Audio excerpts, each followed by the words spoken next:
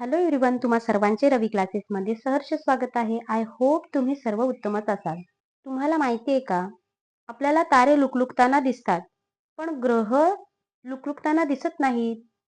कारण हवेची सतत होणारी हालचाल आणि हवेच्या घनतेतील व तापमानातील बदलांमुळे वातावरण स्थिर नसते.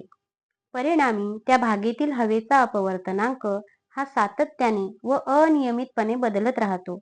म्हणून ताऱ्याची आभासी स्थिती आणि त्याची प्रखरता स्थिर नसते, तर सतत किंचितशी बदलते आणि तारा लुकलुकताना दिसतो. ताऱ्यांच्या तुलनेत ग्रह हे पृथ्वीच्या जवळ असतात, त्यामुळे ग्रहांना अनेक बिंदू स्रोतांचा समूह म्हणता येतो. या बिंदू स्रोतांची स्थिती आणि प्रखरता बदलत असते, परंतु ग्रहांची एकूण सरासरी प्रखरता स्थिर राहते. म्हणून तारे लुकलुकतात, पण ग्रह आपणास लुकलुकताना दिसत नाहीत. तर कशी वाटली तुम्हाला आजची माहिती? कमेंट करून नक्की कळवा. तोपर्यंत टाटा, बाय बाय.